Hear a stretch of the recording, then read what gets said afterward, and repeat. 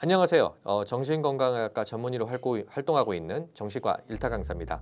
오늘은요, 정신과에서 정말 자주 다양한 목적으로 사용되는 약물 하나 제가 소개해 드리려고 하는데, 그 약물이 뭐냐? 아리피프라졸입니다. 이게 상품명으로는요, 아빌리파이라고 하거든요.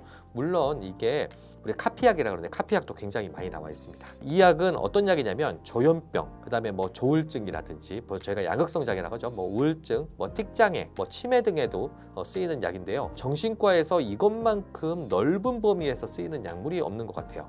그러면 아리피프라졸의 한번 역사를 한번 찾아볼게요. 아리피프라졸은요, 일본 제약사인 오츠카에서 개발된 약물이거든요. 오츠카에서 유명한 게 뭐가 있냐면요, 그 포카리스웨이트 있죠. 포카리스웨이트 만드는 회사입니다. 출시 연도는 2002년에 미국 FDA 승인을 받았고요. 근데 그때 처음 승인 받았을 때는 조현병 치료제로 첫 승인을 받았습니다. 국내에는요, 2004년 2년 만에 국내에 식약처 허가를 받았고요. 아까 말한 것처럼 제품명은 아빌리파이, 그리고 이게 주사제로도 나옵니다. 장기 지속형 주사제로 나오니까 다양한 제형으로 확정되어 있습니다. 현재는요, WHO에서 필수 의약품 목록에도 등재될 정도로요, 전 세계에서 중요한 정신과 약물 중 하나로 벌써 자리를 잡았던 약물이거든요. 아리피프라졸이라는 약물은 어떤 약물인가요? 비정형 항정신 약물이라 하거든요. 이거는 단순한 항정신병 약물하고는 조금 다릅니다. 독특한 작용 기전이 있거든요. 보통 비정형 항정신병 약물도 대부분 도파민 수용체를 억제하는 역할만 하거든요. 근데 이거는 부분작용제라고 하는데, 도파민이 과도할 때는요,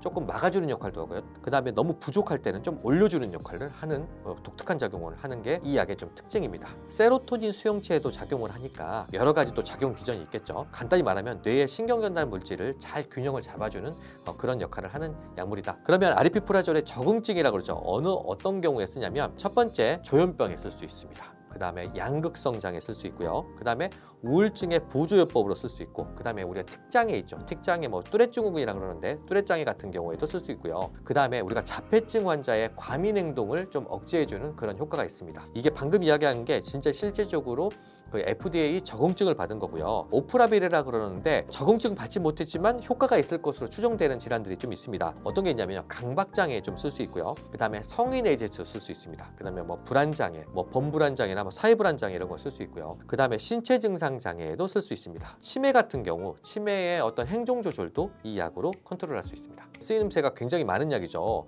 그러면 이 약의 장점이나 단점은 뭐냐면, 장점은요, 전체적으로 어떻게 보면 다른 항정신병 약물에 비해서 부작용이라든지 위험이 좀 낮은 편에 속하고요. 체중 증가가 적습니다. 뭐 없지는 않고요. 그 다음에 효과가 있는 질환이 굉장히 많다. 이게 좀 장점이 되겠죠. 그 다음에 장기 지속형 주사제 같은 어떤 제형이 존재한다는 게 장점이 되겠습니다. 단점 및 부작용 같은 경우는요, 이게 초기에는 약을 썼을 때 약간 불안이라든지 초조한 그런 어떤 거를 느낄 수 있고요. 이게 정의불능증이라 그러는데, 정의불능증이 가만히 있지 못하고 막 일어나고 싶은 그런 부작용이 좀 생길 수 있고, 가끔씩 이제 충동 조절에 문제가 있다, 생기는 경우가 있다라는 그런 보고가 있습니다. 그러면 이 약물은 어떤 환자한테 잘 맞을 거냐면요, 기분 변동이 좀 잦은 분들 있잖아요. 꼭 양극성 장애는 아니더라도 기분 변동이 잦은 분이라든지 약물 부작용에 굉장히 민감하신 분들, 그 다음에 복합적인 증상을 가진 환자에, 예를 들어서 뭐 우울이라든지 불안이라든지 뭐 충동적인 것이 같이 있는 환자분들한테 적합한 약물입니다. 오늘은요, 정신과에서 어떻게 보면 약방의 감초 같은 역할을 하는 아리피프라졸에 대해서 한번 알아봤습니다. 정말 많은 질환에 쓰이는 약물인데, 가끔 이게 조현병에만 쓰는 약물로 좀 오해하시는 경우가 있어서 제가 좀 이야기를 좀 해드렸고요. 물론 중요한 건 전문의의 진단과 처방을 받는 게 중요하니까, 이 약물 뭐 좋다고 해서 뭐 혼자 판단하지 마시고 꼭 저 같은 전문의하고 상의한 다음에 투여하시면 좋을 것 같습니다. 오늘은 여기까지 하도록 하겠습니다. 오늘 내용이 좋으셨다면 구독, 좋아요, 알림 설정 해주시기 바랍니다. 이제까지 정신과 일타 강사였습니다.